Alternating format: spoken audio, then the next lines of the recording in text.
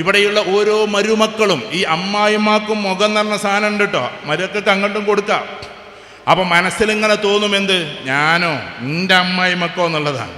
ഇനിയിപ്പോൾ എങ്ങനെ തുടങ്ങുക എന്നുള്ളതാണ്. അമ്മായിമ്മയും മരുമക്കളൊക്കെ ഒരുപോലെ ആണെന്നുണ്ടെങ്കിൽ എന്ത് രസമായിരിക്കും ജീവിതം എന്നറിയോ. കുനുഷ്ടും കുശുമ്പും ഒക്കെ ഇല്ലാതെയായി സുന്ദരമായി അവർ സ്നേഹിക്കും. ഇങ്ങനത്തെ സംഗമത്തിന് വരുമ്പോൾ അമ്മായിമ്മയുടെ കൈ പിടിച്ചുകൊണ്ട് നടക്കുന്ന മരുമക്കളുണ്ട്, മരുമക്കളുടെ കൈ പിടിച്ചുകൊണ്ട് നടക്കുന്ന അമ്മായിമ്മമാരുണ്ട്, ചങ്ങാഴ്ചകളായി നടക്കുന്ന ആളുകളുണ്ട്. ആ ജീവിതം വന്നാൽ വളരെ രസമാണ്. ഇതേപോലെ തന്നെ നമ്മൾ ആണുങ്ങളുടെയും കഥ, നമ്മൾ അവരെ മാത്രം പറഞ്ഞിട്ട് കാര്യമില്ല. ഇവർ വീട്ടിൽ അടുക്കളയിൽ നിന്നിങ്ങനെ കഴിയാം. ആ കഴിയുന്ന സമയത്തൊരു സ്നേഹമെന്ന് പറഞ്ഞൊരു സാധനം നമ്മളും കൊടുക്കണം. ദീനീപരമായ പാരമ്പര്യം കാത്തു സൂക്ഷിക്കുന്ന കുടുംബം എന്ന നിലയ്ക്ക് അത് കാലോചിതമായ മാറ്റങ്ങൾ കാലത്തിൽ വരുന്നതിനനുസരിച്ചിട്ട് ആ മൂല്യങ്ങൾ അറിയാണ്ട് തകർന്നു പോകുന്നുണ്ടോ എന്നൊരു ചിന്ത ആദ്യം നമുക്കുണ്ടാകണം.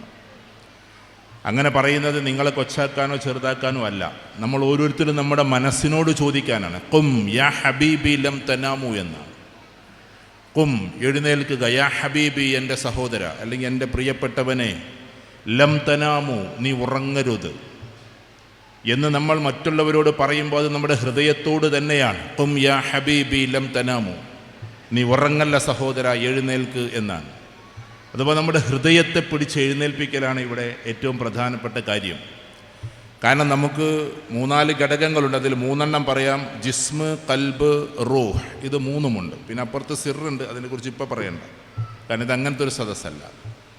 അപ്പോൾ നമുക്ക് ശരീരമുണ്ട്, നടുക്ക് ഹൃദയമുണ്ട്, അതിൻ്റെ അപ്പുറത്ത് ആത്മാവുണ്ട്. ഈ ശരീരത്തിൽ നിന്ന് ഈ ആത്മാവ് വന്നത് മുതൽ ഒരു ജീവിതമുണ്ടായി. ഈ ശരീരത്തിൽ നിന്ന് ആത്മാവ് വേർപെടുന്നത് വരെ ആ ജീവിതമുണ്ടാകും. വേർപെട്ടാൽ അവനെ പിന്നെ വിളിക്കുന്ന പേര് മറ്റൊന്നാണ്. അതുകൊണ്ട് തന്നെ നമ്മെ സംബന്ധിച്ചിടത്തോളം ഈ ശരീരത്തിൽ നിന്ന് ആത്മാവ് വേർപെടുന്നതിന് ഇടയ്ക്കുള്ള നമ്മുടെ ഒരു മധ്യസ്ഥമാണ് ശരിക്കും പറഞ്ഞാൽ കൽബ്. ഇൻകുലാബ് എന്നുള്ള പദങ്ങളൊക്കെ അതിൽ നിന്ന് വന്നതാണ്. ഇൻകലബ യൻകലിബു ഇൻകുലാബുൻ ഫഹുവ മുൻകലിബുൻ. ഇൻകുലാബ് എന്ന് പറഞ്ഞിട്ടുണ്ടെങ്കിൽ പാടെ മാറ്റുക എന്നാണ്. ഇപ്പോൾ ഇങ്ങനെയുള്ള ഒരു പേപ്പറിനെ ഇങ്ങനെ തിരിച്ചു മറിക്കുന്നതിൻ്റെ പേരാണ് ശരിക്കും ഇൻകുലാബ്. നിലവിലുള്ള വ്യവസ്ഥിതി മൊത്തം മാറി മറ്റൊരു വ്യവസ്ഥ വരട്ടെ. അത് നമ്മൾ ഏതെങ്കിലും ഒരു പാർട്ടിക്ക് കൊടുക്കേണ്ടുന്ന, ഇവിടെ പാർട്ടിക്കാരൊക്കെ ഉണ്ടാവും, ഞാൻ അതിനെക്കുറിച്ച് പറയല. ഒരു പാർട്ടിക്ക് കൊടുക്കേണ്ട വാക്കല്ല, നമ്മുടെ മനസ്സിൽ തന്നെ ഉണ്ടാകേണ്ടതാണ്. പരിവർത്തനമാണ്, വിപ്ലവമാണ്. നിലവിലുള്ള സ്ഥിതികളെ മാറ്റിമറിക്കാൻ വേണ്ടി ആര് കൊണ്ടുവന്നാലും അതിൽ ഉറച്ചു നിൽക്കലും വിപ്ലവമാണ്. ഞാൻ പറയുന്നത് മാറ്റം മാത്രമല്ല വിപ്ലവം. ലോകത്തിൽ മാറ്റങ്ങൾ വരുന്ന സമയത്ത് മാറ്റത്തിനൊപ്പം മാറുക എന്നത് മാത്രമല്ല വിപ്ലവം, നമ്മുടെ മൂല്യത്തെ പിടിച്ചു നിർത്തുക എന്നതും വിപ്ലവമാണ്. ഞാൻ പറയുന്നത് ശരിക്കും മനസ്സിലാവുണ്ടാവുമെന്ന് വിചാരിക്കുന്നു. എന്ന് വെച്ചാൽ കാലം ചില കുത്തൊഴുക്കിലൂടെ എങ്ങനെ പോയിക്കൊണ്ടിരിക്കാം. ഈ കൊത്തൊഴുക്കിലൂടെ പോയിക്കൊണ്ടിരിക്കുന്ന സമയത്ത് കാലം മാറുന്നു, അതുകൊണ്ട് ഞാനും മാറുന്നു. അതല്ല വിപ്ലവം. എന്തൊക്കെ മാറ്റങ്ങൾ വന്നാലും ഞാൻ എൻ്റെ മൂല്യത്തിൽ ഉറച്ചു നിൽക്കുക തന്നെ ചെയ്യും. അതാണ് വീര്യമേറിയ വിപ്ലവം. ആ വിപ്ലവമാണ് നമുക്കുണ്ടാക്കേണ്ടത്. നീരോൽപ്പാലത്തിൽ ഇവിടെ വെച്ച് ഈ പരിപാടി നടക്കുമ്പോൾ തൊണ്ടിക്കോടൻ എന്ന് പറയുന്ന കുടുംബം ആ വാല്യൂസിനെ മറന്നു പോകുന്നുവോ എന്ന് ഉപദേശമല്ല, മനസ്സിനോട് ചോദിക്കേണ്ടതാണ്. ഖും യാ ഹബീബി ലം തനാമു, ഉറങ്ങല്ല സഹോദര നീ എഴുന്നേൽക്ക്. ഇവിടെ പഠിക്കുന്ന കുട്ടികളുണ്ടാവും. എന്നെ ഇങ്ങോട്ട് ക്ഷണിച്ചത് തന്നെ പ്രിയപ്പെട്ട എൻ്റെ സഹോദരൻ ഒരു ഡോക്ടറാണ്. അപ്പം അതുപോലെ ഡോക്ടേഴ്സ് നിങ്ങളുടെ കുടുംബത്തിലുണ്ടാകും. പക്ഷെ ഡോക്ടറായി കഴിഞ്ഞാലും മൂല്യം വെച്ചിട്ട് എൻ്റെ ചികിത്സ കൊണ്ട് ഇയാളുടെ രോഗം മാറും എന്നതിനുമപ്പുറം എല്ലാവർക്കും രോഗം കൊടുക്കുന്നതും അത് തടയുന്നവനും അത് ഇല്ലാതെയാക്കുന്നവനും ഒരുവൻ മാത്രമാണ്. അതുകൊണ്ട് ഓപ്പറേഷൻ ചെയ്യുന്ന സമയത്ത് അല്ലാഹുമ്മ അദ്ഹിബിൽ ബഅസ റബ്ബന്നാസ് വഷ്ഫി അൻത ശാഫി ലാ ശിഫാ ഇല്ലാ ശിഫാഉക ശിഫാഅൻ ലാ യുഗാദിറു സഖമ എന്ന് ആകാശത്തിൻ്റെ തമ്പുരാൻ്റെ നേരെ നോക്കിക്കൊണ്ട് പ്രാർത്ഥിക്കുന്ന ഡോക്ടറുണ്ടോ? അതാണ് തൊണ്ടിക്കോടൻ ഫാമിലി പ്രതീക്ഷിക്കുന്നത്. ഞാൻ പറയുന്നത് മനസ്സിലാണ്ടാന്ന് വിചാരിക്കുന്നു. പഠിച്ച് അനാട്ടമിയും ബോട്ടണിയും സുവോളജിയും എല്ലാം പഠിച്ച് എനിക്കെന്തൊക്കെയോ കഴിവുണ്ട്, അതുകൊണ്ട് എൻ്റെ കഴിവ് ഉപയോഗിച്ചിട്ട് ഇയാളുടെ ജീവിതത്തെ തിരിച്ചു പിടിക്കാം എന്ന തോന്നലിൽ നിന്നും മാറി ഞാൻ സാധാരണ ഒരു ഡോക്ടർ മാത്രമാണ്, ഇതിനെക്കുറിച്ച് പഠിച്ച ആളാണ്, ജീവൻ എന്ന് പറഞ്ഞാൽ നിലനിർത്തുന്നത് തമ്പുരാനാണ്, അതുകൊണ്ട് ജീവൻ നിലനിർത്തുന്ന തമ്പുരാനെ, ആളുകൾക്ക് പ്രയാസങ്ങൾ അയക്കുന്ന തമ്പുരാനെ, നീ എന്ന തമ്പുരാൻ വിചാരിച്ചാലല്ലാതെ ഇതിന് രോഗത്തിന് ശമനമില്ല. വഷ്ഫി നീ ശിഫയാക്ക്, ലാ ശിഫാ, ഒരു ശിഫയുമില്ല, ഇല്ലാ ശിഫാഉക് എന്നുള്ള പ്രാർത്ഥന കൊണ്ട് ഓപ്പറേഷൻ തുടങ്ങുന്നവനാണോ അതാണ് തൊള്ളിക്കോടൻ ഫാമിലിയിലെ ഡോക്ടർ എന്ന് പറഞ്ഞാൽ. ഞാൻ പറയുന്നത് വിശ്വാസികളോടാണ്. അങ്ങനെ ഏത് മേഖലയിലേക്കും നമ്മളെ കുട്ടികൾ പോകുമ്പോൾ അവിടെയെല്ലാം നമ്മുടെ അസ്തിത്വം, നമ്മുടെ ഇൻറ്റഗ്രിറ്റി, നമ്മുടെ വിശ്വസ്തത, നമ്മുടെ പേഴ്സണാലിറ്റി, നമ്മുടെ ഇൻഡിവിജ്വാലിറ്റി, നമ്മുടെ ഐഡൻറ്റിറ്റി അത് നിലനിർത്തിക്കൊണ്ട് മുന്നോട്ട് പോകലാണ്. ഇതെല്ലാം ഉണ്ടാകുമ്പോഴാണ് നമ്മൾ നമ്മളായി നിലനിൽക്കുന്നത്. അല്ലാതെ ഏതെങ്കിലും ഒരു ക്യാമ്പസിൻ്റെ അരികിലേക്ക് പോകുമ്പോഴേക്ക് വിപ്ലവ വീര്യങ്ങൾ മുറുകി അവസാനം തൻ്റെ മൂല്യങ്ങളെ കാറ്റിൽ പറത്തുന്ന രീതിക്കല്ല വിപ്ലവം എന്ന് പറയുന്നത്. പകരം നമുക്ക് ലോകത്തിലെ ഏറ്റവും ഉദാത്തമായ ക്യാമ്പസിലെത്തിയാലും, അങ്ങനെ എത്തിയവരുണ്ട് ഇന്ത്യയിൽ നിന്ന്. അങ്ങനെ എത്തിയവരെക്കുറിച്ച് ഞാൻ എത്രയോ പ്രസംഗങ്ങളിൽ പറഞ്ഞിട്ടുണ്ട്. ഡോക്ടർ മുഹമ്മദ് ഇക്ബാൽ അങ്ങനെ എത്തിയതാണ്, മൗലാന മുഹമ്മദ് അലി ജൗഹർ അങ്ങനെ എത്തിയതാണ്. ഇങ്ങനെ എല്ലാവരും അവിടെ എത്തിയിട്ടുണ്ട്. ജൗഹർ പഠിച്ചത് ഓക്സ്ഫോർഡ് യൂണിവേഴ്സിറ്റിയിലാണ്, ഇക്ബാൽ പഠിച്ചതാകട്ടെ ട്രിനിറ്റി കോളേജിലാണ് അഥവാ കേംബ്രിഡ്ജിലാണ്. ഇവിടെയൊക്കെ പോയിട്ടും ആ ദീനിനെ നിലനിർത്തിക്കൊണ്ട് അതിനെ വീണ്ടും വലുതാക്കാനാണ് ഇവരൊക്കെ ശ്രമിച്ചിട്ടുള്ളത്. അല്ലാതെ കേംബ്രിഡ്ജിൻ്റെയും ഓക്സ്ഫോർഡിൻ്റെയും ഓരത്തിലൂടെ നടക്കുമ്പോഴേക്ക് അതെല്ലാം നഷ്ടപ്പെടുത്തുന്ന കുട്ടികളല്ല അവരാരും. അപ്പം നമ്മുടെ കുടുംബത്തിലെ മക്കൾ, നമ്മുടെ വാല്യൂസുള്ള മക്കൾ ഏത് ലോകത്തിൻ്റെ ഇതിലേക്ക് പോയാലും, അതൊക്കെ പറയുമ്പോൾ പുതിയ തലമുറക്ക് തോന്നും നിങ്ങൾ ഏത് കാലത്ത് നിന്നിട്ടാണ് സംസാരിക്കുന്നത്. 2023 ചന്ദ്രയാൻ ആകാശത്തേക്ക് വിട്ടത്. 2023 24 നാളെ തുടങ്ങാൻ പോവാണ്. ആ ചന്ദ്രയാൻ വിട്ടതിൻ്റെ മെയിൻ സയൻറ്റിസ്റ്റ് മുതൽ ഇങ്ങോട്ട് ആ ശൃംഖലയിലുള്ള എല്ലാ സയൻറ്റിസ്റ്റുകളും അവരുടേതായ പ്രാർത്ഥനകൾ ചൊല്ലിക്കൊണ്ടാണ് ചന്ദ്രയാൻ ആകാശലോകത്തേക്ക് വിട്ടത്. അതാരും മറക്കരുത്. നമ്മൾ സയൻസിൻ്റെ മൂല പഠിക്കുമ്പോഴേക്ക് അതിനെയെല്ലാം കൈവിടുന്നൊരു സ്വഭാവം വരുമ്പോൾ സയൻറ്റിസ്റ്റുകൾ, ഇന്ത്യക്ക് അഭിമാനമായി ചന്ദ്രയാൻ ആകാശലോകത്തിലേക്ക് എത്തിച്ചിട്ടുള്ള ചീഫ് സയൻറ്റിസ്റ്റ് അടക്കം പ്രാർത്ഥനാപൂർവമാണ് അതിനെ വിട്ടത് എന്നുകൂടി മറുത്ത് നമ്മളൊന്ന് വായിക്കേണ്ടതുണ്ട്. അപ്പോൾ ഞാൻ പറഞ്ഞു വരുന്നത്, അവർക്ക് അവരുടേതായ പ്രാർത്ഥനകളുണ്ടാകും. നമ്മെ സംബന്ധിച്ചിടത്തോളം മൂല്യം കൈവിടാത്ത, കാരണം 1,00,000 ആളുകളിൽ ഒരുവനാകാൻ എളുപ്പമാണ്, പക്ഷെ 1,00,000 ആളുകളെ നിയന്ത്രിക്കുന്നവനാകാൻ എളുപ്പമുള്ള കാര്യമല്ല. ഒന്നും കൂടി പറഞ്ഞാൽ 1,00,000 ആളുകളുടെ കൂട്ടത്തിലാകൽ എളുപ്പമാണ്, പക്ഷെ ആ 1,00,000 ആളുകളെ സ്വാധീനിക്കുന്ന ഒരു വ്യക്തിയാകൽ അത്ര എളുപ്പമല്ല. നമ്മൾ സ്വാധീനിക്കുന്ന വ്യക്തികളായിട്ടാണ് മാറേണ്ടത്, അല്ലാതെ ആ കൂട്ടത്തിൽ ഒരുവനല്ല. നമ്മൾ എളിമ കൊണ്ട് ആ കൂട്ടത്തിൽ നടക്കാം, പക്ഷെ നമ്മളെ സംബന്ധിച്ചിടത്തോളം നമ്മൾ വിഷനറിയാണ്, കാഴ്ചപ്പാടുള്ള വ്യക്തിത്വങ്ങളാണ്. അതുകൊണ്ട് കുടുംബസംഗമം കൂടുമ്പോൾ ആദ്യം നമ്മൾ ചർച്ച തുടങ്ങേണ്ടത് അവിടെ നിന്നാണ്. ചർച്ചയുടെ തുടക്കം അവിടെ നിന്നാകട്ടെ. ഞാനൊരു കസർത്ത് പ്രസംഗം നടത്തി പോവല്ല, കാരണം ഇതൊരു ഹോളാണ്. ഭയങ്കരമായ ശബ്ദത്തിൽ പ്രസംഗിക്കാൻ ഒരുപാട് പരിമിതികളുണ്ടാകും. തന്നെയല്ല, അതിൻ്റെ ആവശ്യമില്ല. ചില കാര്യങ്ങൾ നിങ്ങളുടെ മുമ്പിൽ വെക്കുന്നു. നമ്മൾ മനസ്സിൽ കുറിക്കേണ്ടത് അതാണ്. ഉദാഹരണത്തിന് കുടുംബസംഗമം കൂടുമ്പോഴല്ലേ ഇപ്പം ഇങ്ങനെയൊക്കെ പറയാൻ പറ്റുള്ളൂ. അല്ലെങ്കിൽ പിന്നെ നമ്മൾ സംഘടനാ പ്രവർത്തനത്തിന് പോകണം. ഇതിൽ കൂടി എല്ലാവർക്കും ഇപ്പോൾ സംഘടനകളൊന്നും ഉണ്ടാവില്ല. തന്നെയല്ല, ഞാനൊരു സംഘടനയും വക്താവുമല്ല, ഞാനൊരു സംഘടനയിൽ മെമ്പർഷിപ്പും ഇല്ല, ഒരു സംഘടനയിലും എനിക്ക് ലീഡർഷിപ്പും ഇല്ല. ഇല്ലാതിരിക്കാൻ വേണ്ടി ശ്രമിച്ചുകൊണ്ടിരിക്കുകയാണ്. അപ്പോൾ ഞാൻ പറയുന്നത്, പ്യൂറായിട്ട് നമുക്ക് കാര്യങ്ങൾ ചർച്ച ചെയ്യാം. ആർക്കും തർക്കമില്ലാത്ത കാര്യങ്ങൾ ചർച്ച ചെയ്യാം. തർക്കത്തിലേക്ക് നമ്മൾ പോകണ്ടല്ലോ.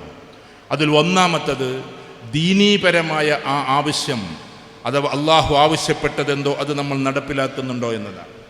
ഒന്നും കൂടി പറഞ്ഞാൽ, ഇത്തരം ഫംഗ്ഷനുകൾ നടക്കുമ്പോൾ നിങ്ങളെ കൊച്ചാക്കുന്നു എന്ന് വിചാരിക്കരുത് കേട്ടോ.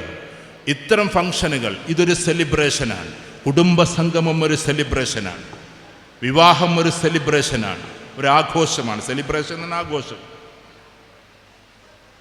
ആ സെലിബ്രേഷൻ നിന്നാണ് സെലിബ്രിറ്റി എന്ന് പറയുന്ന പദങ്ങളൊക്കെ വരുന്നത്. ആഘോഷിക്കലാണ്. നമ്മൾ ഒരു വ്യക്തിയെ വെച്ച് ആഘോഷിക്കുക, അയാൾ അറിയപ്പെടുന്ന ആളായി മാറുക. ഇതേപോലെ നമ്മളെ അറിയപ്പെടുത്തുന്ന അല്ലെങ്കിൽ നമ്മളെ അറിയിക്കുന്ന ഒരു പ്രക്രിയ കൂടിയാണ്. ഇപ്പോൾ ബർത്ത്ഡേ ഒരു സെലിബ്രേഷനാണ്. ബർത്ത്ഡേ നമുക്കൊരാഘോഷമാണ്. ഇങ്ങനെ ഒരു കുടുംബസംഗമം കൂടി ഇന്നത്തെ ളുഹറും ഇന്നത്തെ അസറും ഇവിടെ വെച്ച് നമ്മൾ ഖളാ ആക്കുന്നുവെങ്കിൽ നമുക്ക് മൂല്യം എവിടെയോ നഷ്ടപ്പെട്ടു പോയി എന്ന് തന്നെയാണ് അതിൻ്റെ അർത്ഥം. ഞാൻ അങ്ങനെ പറയുമ്പോൾ ഒരു വയത് പറയാൻ നിങ്ങൾ വിചാരിക്കരുത്. വിവാഹത്തിൻ്റെ ദിവസത്തിൽ പുതുപെണ്ണായി ചമഞ്ഞു നിൽക്കുന്ന പെൺകുട്ടി, നമ്മൾ ഒരുപാട് കല്യാണങ്ങൾ പങ്കെടുക്കണമാണ്. നല്ല ഉഷാറുള്ള പെൺകുട്ടികൾ അവിടെ ഉണ്ടാവാറുണ്ട്. എനിക്കറിയാവുന്ന ഉന്നതമായൊരു കുടുംബത്തിലെ ആ കുട്ടിയുടെ പിതാവിന് വേണമെങ്കിൽ 1000-2000 പവനൊക്കെ ആ കുട്ടിക്ക് കൊടുക്കാൻ പറ്റും. അങ്ങനത്തെ ഒരു കുടുംബത്തിലെ കുട്ടി അമ്മാവൻ മേക്കപ്പിന് കൊണ്ടുവന്നപ്പോൾ, ഞാൻ ഇത് മേക്കപ്പ് ചെയ്യണോ ചെയ്യണ്ട എന്നുള്ള ചർച്ചകളൊന്നുമല്ല കേട്ടോ ഞാൻ ചെയ്യുന്നത്. മേക്കപ്പിന് വേണ്ടി ആളെ കൊണ്ടുവന്നു, അതും ഫിലിം ഫീൽഡിൽ ഒരാളെ കൊണ്ടുവന്നു. കുട്ടിക്ക് മേക്കപ്പ് ചെയ്യാൻ അത്യാവശ്യം ഭംഗിയുള്ളൊരു കുട്ടിയാണ്. ആ കുട്ടി പറഞ്ഞത് മേക്കപ്പ് ചെയ്താൽ അത് നാളെ എനിക്കൊരു ളുഹ്ർ നിസ്കാരവും അസ്ർ നിസ്കാരവും ഉണ്ട് ഈ പുതിയ എണ്ണ ഇറങ്ങുമ്പോൾ, അതിന് പറ്റുമോ എന്നാണ് ചോദിച്ചത്. പറ്റില്ലെങ്കിൽ എനിക്ക് വേണ്ട എന്നതാണ്. That is identity, that is personality, that is individuality. നമ്മുടെ വ്യക്തിത്വത്തെ കളഞ്ഞു കുളിച്ചുകൊണ്ടല്ല. എൻ്റെ ജീവിതത്തിൽ നിർണായകമായ ഒരു ദിവസം എൻ്റെ അള്ളാഹുവിൻ്റെ മുമ്പിൽ സുജൂദ് ചെയ്യാതെ ഇല്ല ഞാൻ ഇവിടെ നിന്ന് ഇറങ്ങില്ല എന്ന് തീരുമാനിക്കുമ്പോഴാണ് ആ വ്യക്തിത്വം പ്രഭാവമായി മാറുന്നത്. അല്ലാതെ സെലിബ്രേഷൻ മൂഡിലൊക്കെ അത് ഒഴിവാക്കുകയും എന്നിട്ട് പരാധീനതയുള്ള സമയത്തൊക്കെ അത് എടുക്കുകയും ചെയ്യുന്നതിൻ്റെ പേരല്ല സത്യത്തിൽ ദീൻ. പരാധീനതയുള്ള സമയത്ത് എല്ലാവരും പടച്ചവനോട് അടുക്കും, അത് ഉറപ്പാ. അവസാനം കടലിലേക്ക് മുങ്ങുന്ന സമയത്തും ഫറോവ പറഞ്ഞത്, അതിനു മുമ്പ് പറഞ്ഞ വാക്കെന്താ? അന റബ്ബുക്കുമുൽ അഅല, ഞാനാണ് ഏറ്റവും വലിയ റബ്ബ്, എന്നേക്കാൾ വലിയ റബ്ബ് ഒരു പരിപാലകൻ ഈ ലോകത്തിലില്ല എന്ന് പറഞ്ഞ അതേ വ്യക്തി അവസാനം പറഞ്ഞത് ആമൻതു ബി റബ്ബി മൂസ വ ഹാറൂൻ, ഹാറൂൻ്റെയും മൂസയുടെയും അള്ളാഹുവിൽ ഞാൻ വിശ്വസിച്ചിരിക്കുന്നു എന്നാണ്. സങ്കടം വരുമ്പോൾ, ദുഃഖം വരുമ്പോൾ അറിയാതെ ദൈവത്തിലേക്ക് അടുക്കുക എന്നത് മാനുഷികമാണ്. നമ്മൾ ഈ വെസ്റ്റേൺ കൺട്രീസിലൊക്കെ യാത്ര ചെയ്യുമ്പോൾ, അള്ളാഹുവിൻ്റെ അനുഗ്രഹത്താൽ കുറേ രാജ്യത്ത് പോയിട്ടുണ്ട്, നിങ്ങളെപ്പോലെ തന്നെ. അവിടെയൊക്കെ പോകുമ്പോൾ ഒറ്റപ്പെട്ട് നിൽക്കുന്ന ആളുകളോട് കാണുമ്പോൾ അവരൊക്കെ ഇപ്പോൾ സ്പിരിച്വാലിറ്റി തേടിക്കൊണ്ടിരിക്കുകയാണ്, ആത്മീയത തേടിക്കൊണ്ടിരിക്കുകയാണ്. ആത്മീയതയെ അവർ വയലിനിൽ കണ്ടെത്തുന്നു, ആത്മീയതയെ അവരിങ്ങനെ പുഴയിലൂടെ ഒരു ചെറിയ എന്താ പറയുക, ഈ ഇതുപോലെ വഞ്ചി പോലെയുള്ള സാധനങ്ങൾ അതിന് കണ്ടെത്തുന്നു. ചുരുക്കി പറഞ്ഞാൽ നമ്മെ സംബന്ധിച്ചിടത്തോളം ഇപ്പോൾ കുടുംബ സംഗമത്തിലൊക്കെ അതിൻ്റെ സംഘാടകർ എന്നോട് പറയാറുണ്ട്, നിങ്ങൾ ആൻറ്റി ഡ്രഗ്സിനെതിരെ പറയണം, ഡ്രഗ്സിനെതിരായിട്ട് അത് ഉപയോഗിക്കുന്നതിനെതിരെ പറയണം. ഞാൻ ചോദിക്കും, എന്തിനാ അത് പറയണ്ടേ?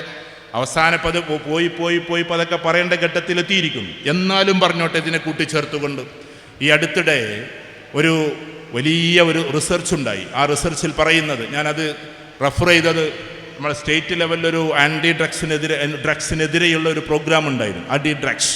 ആ പ്രോഗ്രാമിൽ അതിനുവേണ്ടി സംസാരിക്കേണ്ടി വന്നുകൊണ്ടൊന്ന് റെഫർ ചെയ്യേണ്ടി വന്നു. ആ റെഫറൻസിൽ എനിക്ക് നല്ല സുന്ദരമായൊരു ലേഖനം കിട്ടി.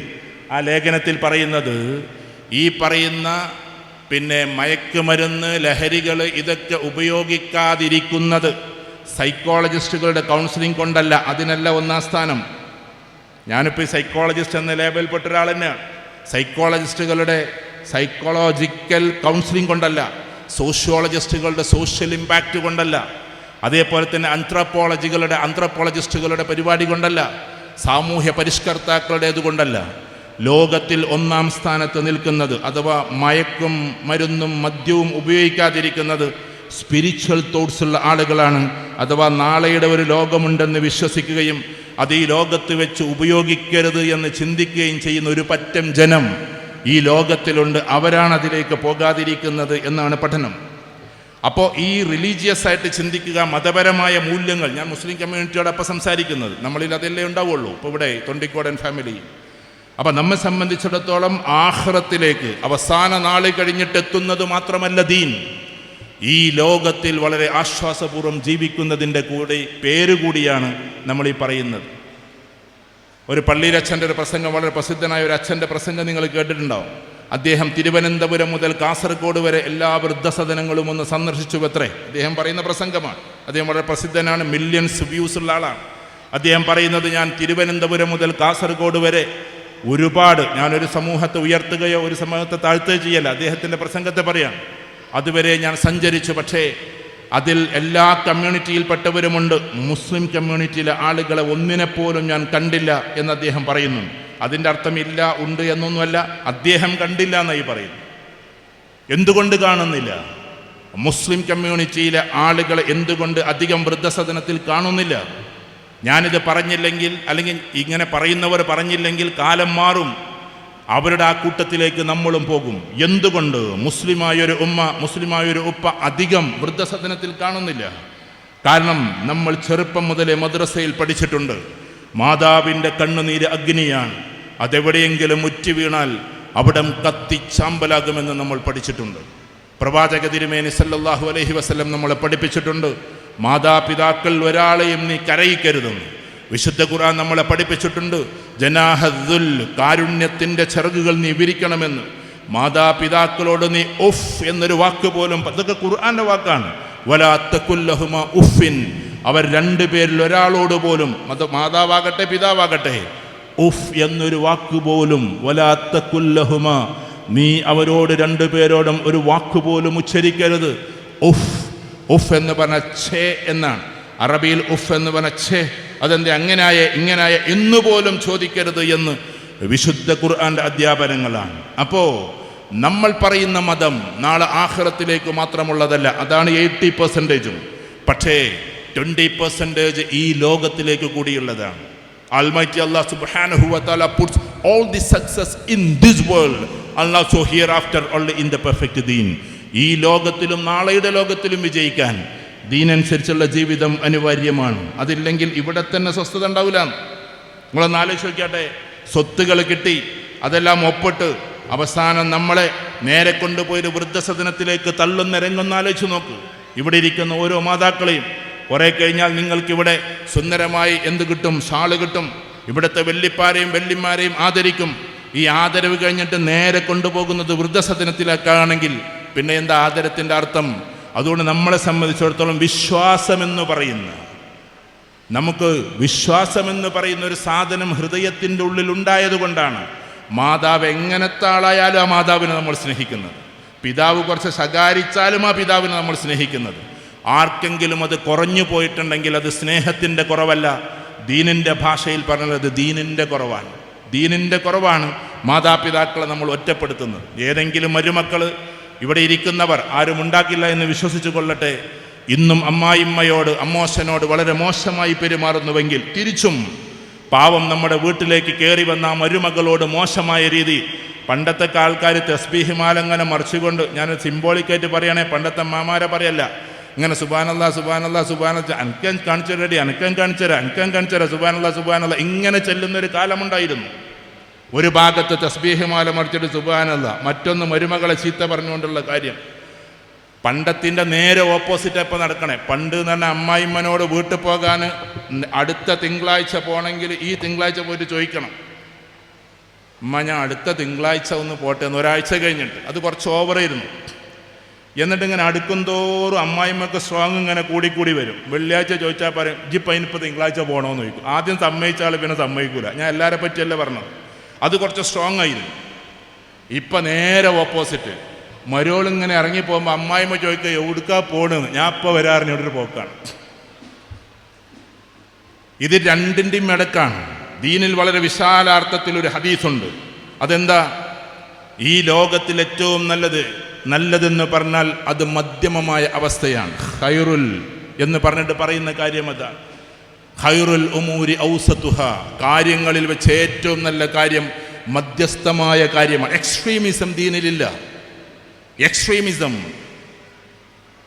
നമ്മൾ എതിർത്തെടുത്ത് ഒരു എക്സ്ട്രീമിസ്റ്റ് ആകരുത്. കുട്ടികളെ തീരെ കളിക്കാൻ അയക്കാതിരിക്കുക, അതൊരു എക്സ്ട്രീമിസമാണ്. കുട്ടികൾ എന്ന് പറഞ്ഞാൽ കളിക്കേണ്ടവരാണ്. കുട്ടികൾ കളിക്കും. കുട്ടികൾ ചിലപ്പം ഖുർആൻ ഹിഫ്ളിന് പോണ കുട്ടികളായിരിക്കും. ഖുർആൻ മനപ്പാടാക്കുന്നുണ്ടെന്ന് വിചാരിച്ചിട്ട് കളിക്കാതിരിക്കരുത്. ലോകത്തിലെ ഏറ്റവും വലിയ മദ്രസയിലൊക്കെ കളിസ്ഥലങ്ങളുണ്ട്. ഞങ്ങൾ നാളെ ഓസ്ട്രേലിയയിൽ ഒരു പരിപാടിക്ക് പോയി, ഞാൻ ഇ.ടി. മുഹമ്മദ് ബഷീർ സാഹിബും കൂടി. ഞങ്ങൾ പോയപ്പോൾ ഒരു പള്ളിക്ക് ചുറ്റും ഒരുപാട് ടറഫുകളാണ് അവിടെ പഠിക്കുന്ന കുട്ടികൾക്ക് കളിക്കാൻ വേണ്ടിയിട്ട്. ടറഫ് എന്ന് പറഞ്ഞാൽ നമ്മളിവിടുത്തെ ടറഫിനൊക്കെ വെല്ലുന്ന അപവാര ടറഫുകൾ.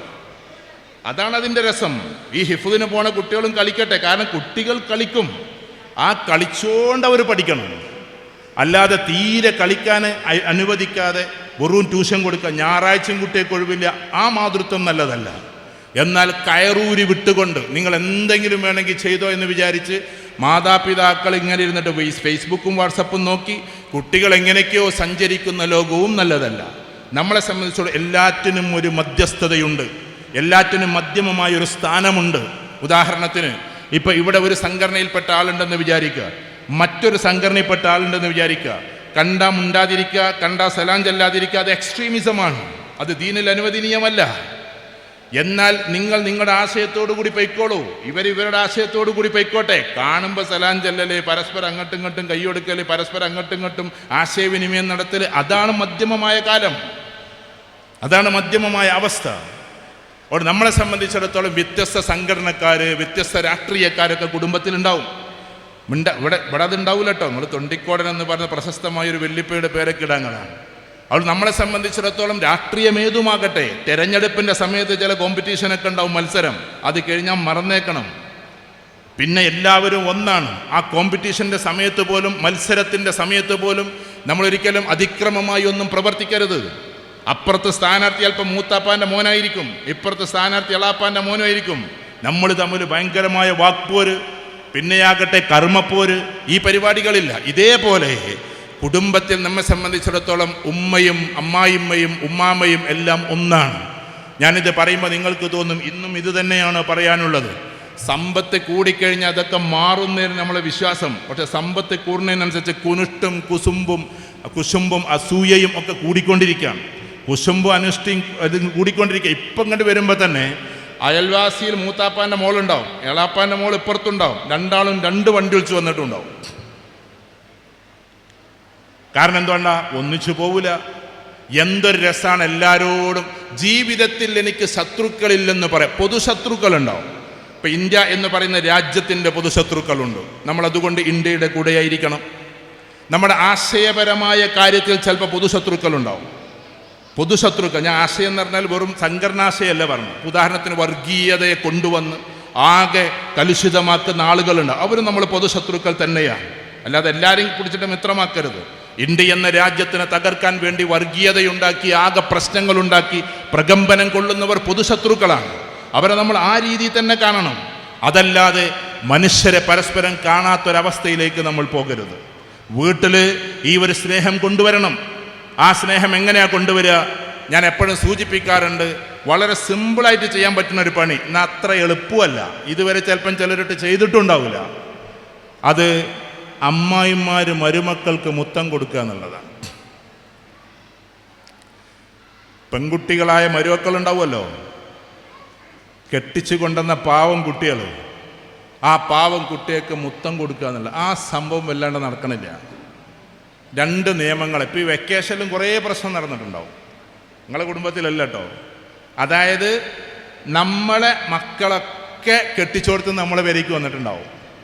നമ്മളെ വീട്ടിലേക്ക് ഇതേപോലെ കെട്ടിക്കൊടുന്ന വേറെ ആൾക്കാരുണ്ട്. അവരെ 10 ദിവസം നമ്മൾ വിടൂല. അപ്പോൾ ഈ നാത്തും വിളിച്ചു പറയും. ഇന്നിപ്പോൾ എല്ലാവരും ഇവിടെ ഉണ്ടാവുമല്ലോ, അതുകൊണ്ടാണ് ഞാൻ പറഞ്ഞത്. ഈ നാത്തും വിളിച്ചു പറയും, എന്ത്, ഞാൻ വരുമ്പോൾ ഇയ്യ് പോകാൻ പറ്റൂല കേട്ടാണ്. അപ്പം അതേപോലെ ഒരു മോൾ തന്നെയല്ലേ ഇതും. ഇവൾക്ക് വീട്ടിൽ പോകാൻ പാടില്ല, ഇവൾക്ക് വെളുപ്പാനിമ്മാനും കാണാൻ പാടില്ല. ഞാനിങ്ങനെ വരുമ്പോൾ ഇങ്ങനെ എന്താ പറയുക, പിന്നെ വലിയ ആനയെ അമ്പാരിയെയും കൊണ്ടുവരുന്നത് പോലെ ഇവരൊക്കെ സ്വീകരിക്കാൻ ഉണ്ടാക്കണമെന്ന് തർക്കം വിട്ടേക്ക്. നമ്മളെ വീട്ടിൽ ആൺകുട്ടികളായ ആളുകൾ കൊണ്ടുവന്നിട്ടുള്ള പെൺകുട്ടികൾ അവരുടെ വീട്ടിലേക്ക് പോകട്ടെ. നമുക്കൊന്ന് സ്വസ്ഥമായിട്ട് കഴിഞ്ഞൂടെ? പഴയ പോലെ അമ്മാക്കും മക്കൾക്കും ഒക്കെ പാടെ ബിരിയാണി വെച്ച് കഴിച്ചൂടേന്ന്. മരുമക്കൾ തൽക്കാലം അവരെ വീട്ടിൽ പോയിക്കോട്ടെ. ഞാൻ ആ സ്വസ്ഥമായിട്ട് തന്നെ തമാശക്കാണ് കേട്ടോ. ഇങ്ങനെ പരസ്പരം സ്നേഹങ്ങൾ പങ്കുവെക്കണ്ടേ? അതുകൊണ്ട് ഞാൻ ആദ്യമായിട്ട് പറയുന്നത്, ആമുഖമായിട്ട് എനിക്ക് പറയാനുള്ളത്, ഇവിടെയുള്ള ഓരോ മരുമക്കളും, ഈ അമ്മായിമാക്കും മുഖം നിറഞ്ഞ സാധനം ഉണ്ട് കേട്ടോ, മരുമക്കൾക്ക് അങ്ങോട്ടും കൊടുക്കാം. അപ്പം മനസ്സിലിങ്ങനെ തോന്നും, എന്ത്, ഞാനോ എൻ്റെ അമ്മായിമക്കോ എന്നുള്ളതാണ്. ഇനിയിപ്പോൾ എങ്ങനെയത് തുടങ്ങുക എന്നുള്ളതാണ്. അമ്മായിമ്മയും മരുമക്കളൊക്കെ ഒരുപോലെ ആണെന്നുണ്ടെങ്കിൽ എന്ത് രസമായിരിക്കും ജീവിതം എന്നറിയോ? കുനിഷ്ടും കുശുമ്പും ഒക്കെ ഇല്ലാതെയായി സുന്ദരമായി അവർ സ്നേഹിക്കും. ഇങ്ങനത്തെ സംഗമത്തിന് വരുമ്പോൾ അമ്മായിമ്മയുടെ കൈ പിടിച്ചുകൊണ്ട് നടക്കുന്ന മരുമക്കളുണ്ട്, മരുമക്കളുടെ കൈ പിടിച്ചുകൊണ്ട് നടക്കുന്ന അമ്മായിമ്മമാരുണ്ട്, ചങ്ങാഴ്ചകളായി നടക്കുന്ന ആളുകളുണ്ട്. ആ ജീവിതം വന്നാൽ വളരെ രസമാണ്. ഇതേപോലെ തന്നെ നമ്മൾ ആണുങ്ങളുടെയും കഥ, നമ്മൾ അവരെ മാത്രം പറഞ്ഞിട്ട് കാര്യമില്ല. ഇവർ വീട്ടിൽ അടുക്കളയിൽ നിന്നിങ്ങനെ കഴിയാം. ആ കഴിയുന്ന സമയത്തൊരു സ്നേഹമെന്ന് പറഞ്ഞൊരു സാധനം നമ്മളും കൊടുക്കണം. ഇതൊക്കെ നമുക്ക് അറിയുന്ന കാര്യമാണ്. പക്ഷെ ഒന്നും കൂടി ഉണർത്തുന്നു എന്ന് മാത്രം. നമ്മൾ എല്ലാ കാര്യം പറയും. ഭക്ഷണത്തിൽ ചെറുതായി ഒന്ന് ഒപ്പ് കൂടിയാൽ ഇന്നും പ്രശ്നമാണ്. ചിലയിടത്തൊക്കെ പ്ലേറ്റ് ഇങ്ങനെ പറക്കുന്ന കേൾക്കുന്നത്. അപ്പം ഈ സാധുക്കൾ എന്തുണ്ടാക്കിയാലും നമ്മളൊരു നന്മ പറയില്ല. എന്തുണ്ടാക്കിയാലും ഞാൻ പറയാ, നിങ്ങൾ നന്മയല്ല പറയേണ്ടതെന്നാണ്. ഇവിടെ ബിസിനസ്സുകാരായ ആൾക്കാരുണ്ടെങ്കിൽ, ഞാൻ എൻ്റെ കുടുംബമൊക്കെ നാളെ ക്യാമറയിലൂടെ കേൾക്കുന്നത് ചിലപ്പോൾ ലൈവായിരിക്കും. ഞാൻ പറയാ, ബിസിനസ്സുകാരായ ആൾക്കാരുണ്ടെങ്കിൽ ദയവ് ചെയ്തിട്ട് 3 ആൾക്കാർക്ക് ചുരുങ്ങിയത് നമ്മൾ പാർട്ട്ണർഷിപ്പ് കൊടുക്കണം. അതൊന്ന് നമ്മുടെ ഉമ്മാക്കാണ്. ഉമ്മാക്ക് പാർട്ട്ണർഷിപ്പ് കൊടുക്കണം. കാരണം ജനിച്ചത് മുതലേ നമ്മുടെ നന്മയ്ക്ക് വേണ്ടിയിട്ട് പ്രാർത്ഥിച്ചുകൊണ്ടിരുന്നൊരു പാവം സ്ത്രീയാണ്. നമ്മൾ ജനിക്കുന്നതിന് മുമ്പേ വയറിങ്ങനെ ഒഴിഞ്ഞുകൊണ്ട് ഗർഭമുള്ള സമയത്ത് 1-ാം മാസമായി എന്ന് കേൾക്കുമ്പോഴേക്ക് കൈ കറുത്തതാണോ, കാലുണ്ടോ, കൈയുണ്ടോ, കണ്ണുണ്ടോ, കണ്ണ് പൊട്ടനാണോ, ചെവി പൊട്ടനാണോ ഒന്നൊന്നും അറിയാതെ സുന്ദരമായി നമ്മളെ സ്നേഹിച്ച പാവം ഉമ്മയുടെ പേരാണ് നമ്മുടെ മാതാവ് എന്ന്. ആ മാതാവിനെ നമ്മൾ പാർട്ട്ണറാക്കണം. ഇത് നിയമമൊന്നുമല്ല. പക്ഷേ നിങ്ങളൊന്ന് ആക്കി നോക്കിക്കോ. നിങ്ങളുടെ കച്ചവടത്തിൽ നിങ്ങൾ പാർട്ട്ണർഷിപ്പ് കൊടുത്തിട്ട് 5% 2% കൊടുത്താൽ മതി. കണക്ക് ചോദിക്കാനൊന്നും ഉമ്മ വരൂല. പക്ഷെ ഉമ്മാക്ക് എന്നും മാസത്തിൽ കിട്ടുന്ന പൈസ പള്ളിക്കും മദ്രസക്കൊക്കെ സാധുവിന് കൊടുക്കാണ്ട് ഡിഗ്നിറ്റിയോടെ എൻ്റെ സമ്പത്തായി വന്നതാണെന്ന ആ ഊർജവത്തോടുകൂടി ആർജവത്തോടുകൂടി അവർ കൊടുക്കട്ടെ. അതുകൊണ്ട് മാതാക്കളെ പാർട്ട്ണറാക്കണം. എന്നോട് കുറേ ചെറുപ്പക്കാരെ വിളിച്ച് പറഞ്ഞിട്ടുണ്ട്, കുറേ എണ്ണം, ഒരു 10-15 സാറേ നിങ്ങളുടെ സംസാരത്തിന് ശേഷം ഞങ്ങൾ നിങ്ങളെ ഉമ്മാനെ പിടിച്ച് പാർട്ട്ണറാക്കിയിട്ടുണ്ട്. അതിലൊരു ചെറുപ്പക്കാരൻ പറഞ്ഞു ചാവക്കാടുള്ളതാണ്. അതിനുശേഷം നമുക്കൊരു കറാമത്തും കുന്തൊന്നും ഇല്ല കേട്ടോ. അവൻ പറയാണ്, ഉമ്മാനെ പാർട്ട്ണറാക്കിയതിൻ്റെ ശേഷം എനിക്ക് ഭയങ്കര സ്വസ്ഥതയാണ്. എന്താണെന്നറിയില്ല, കച്ചവടം വളരെ കൂടുതലാണ്. നമ്മളാരും ഉമ്മമാരെ പാർട്ട്ണറാക്കൂല. ഏതെങ്കിലും ആൾക്കാരെ പിടിച്ച് പാർട്ട്ണറാക്കും. സ്വന്തം മാതാവിനെ പാർട്ട്ണറാക്കുക. കാരണം ആ മാതാവാകട്ടെ നമ്മുടെ എല്ലാ ഉദ്ഘാടനങ്ങളും ചെയ്യേണ്ടത്. വീട് വെക്കുകയാണോ, അതിൻ്റെ ഉദ്ഘാടനം ഉമ്മ, നിങ്ങൾ തങ്ങളെ വിളിച്ചോ, ഉസ്താദുമാരെ വിളിച്ചോ, അന്ന് എന്തൊക്കെയാണോ നിങ്ങൾ ചെയ്യുന്നതൊക്കെ ചെയ്തോ ഹലാലായ രീതിയിൽ. പക്ഷേ 4 മണിക്കത് തുറക്കേണ്ടത് നമ്മുടെ സ്വന്തം മാതാവായിരിക്കണം. അതിങ്ങനെ കണ്ണിൽ വെള്ളം നിറച്ചിട്ടൊരു തുറക്കലുണ്ട്.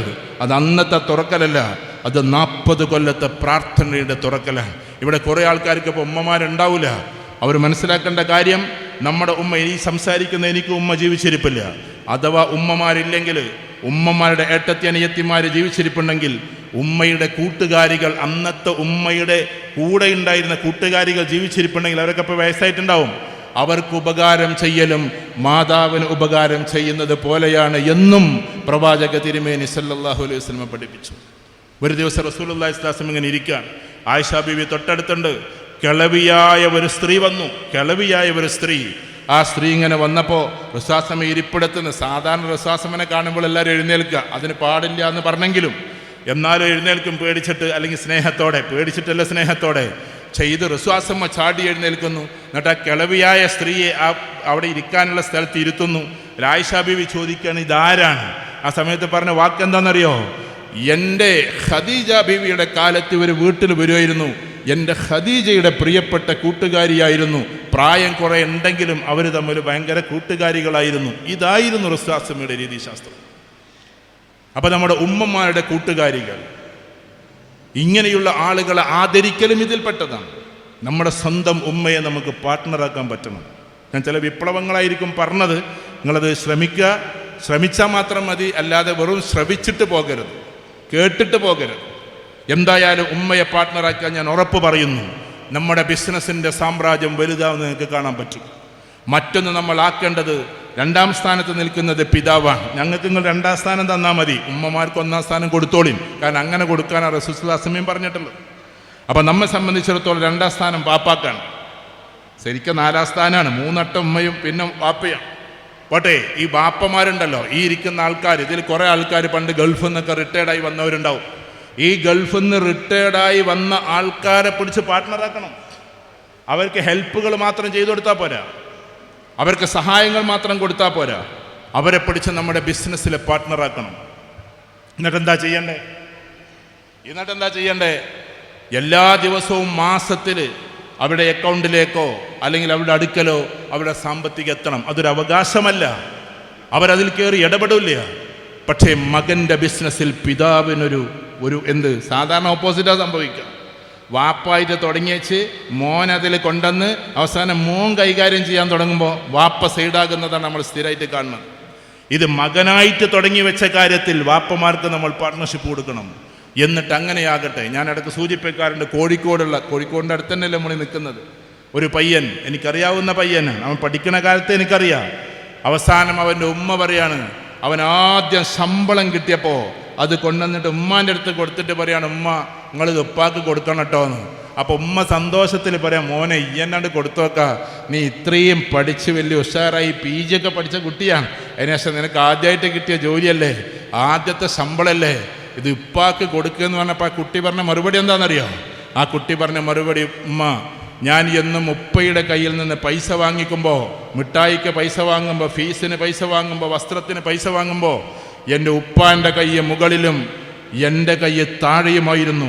ഇന്ന് ഞാൻ ശമ്പളം തിരിച്ചു കൊടുക്കുമ്പോൾ എൻ്റെ കയ്യ് മുകളിലായി പോകും, എൻ്റെ ഉപ്പാൻ്റെ കൈ അടിയിലായി പോകും. അത് പറ്റൂല എന്നുള്ളതാണ്. That is dignity. ഒരു പിതാവിനെ ആദരിക്കൽ അങ്ങനെയാണ്. ഇങ്ങനെ തന്നെ ചെയ്യണമെന്നൊന്നുമില്ല, ഞാൻ സിംബോളിക്കായിട്ട് പറയാം. പിതാക്കന്മാർ എന്നും പിതാക്കന്മാരാണ്. കുടുംബ സംഗമം നടക്കുമ്പോൾ ആ പിതാക്കന്മാരുടെ ആദരം ഇനിയും നടക്കണം.